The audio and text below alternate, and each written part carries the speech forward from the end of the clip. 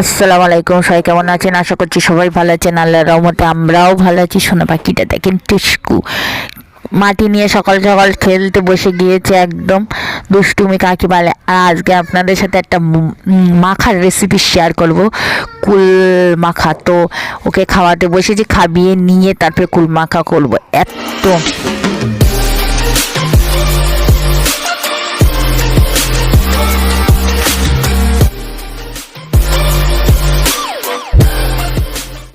এদের তো জিভে জল আসবে কুল মাখা দেখলেই, এছাড়া আর কিছুই না।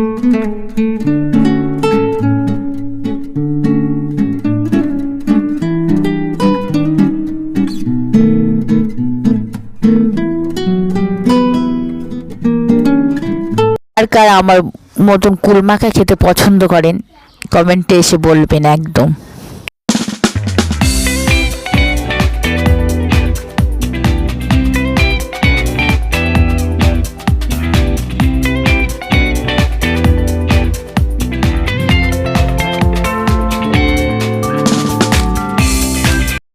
কুলগুলো গাছ থেকে পেড়ে ভালো করে ধুয়ে আর একদম মোর মুখে বোটাগুলো ছাড়ানোর পরে কুল মাখা করবো। আর আমরা সবাই মিলে গ্রামে সবাই মিলে এই কুলের সময় তেঁতুল আম মানে মাখাটা খেতে খুবই পছন্দ করে, কিন্তু শেয়ার করা হয় না। তো সবাই বলছে তুমি তো ভিডিও করো, তো আজকেই শেয়ার করো।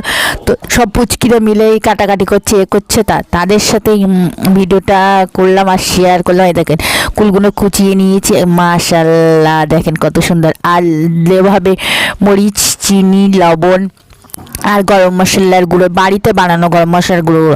এই রেসিপিটা আমার চ্যানেলে আছে, সবগুলো এক এক করে দিয়ে পারফেক্ট।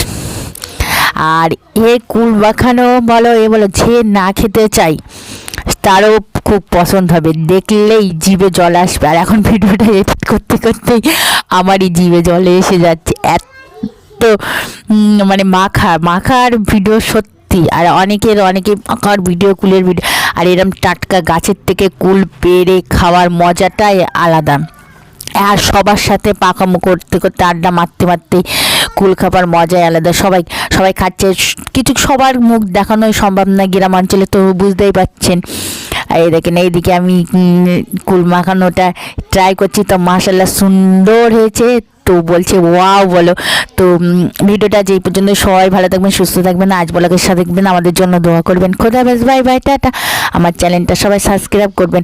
আর কার কার জিভে জল আসছে কমেন্টে বলবেন। খোদা হাফেজ সবাই, প্লিজ প্লিজ ভালো থাকবেন, সাবস্ক্রাইব।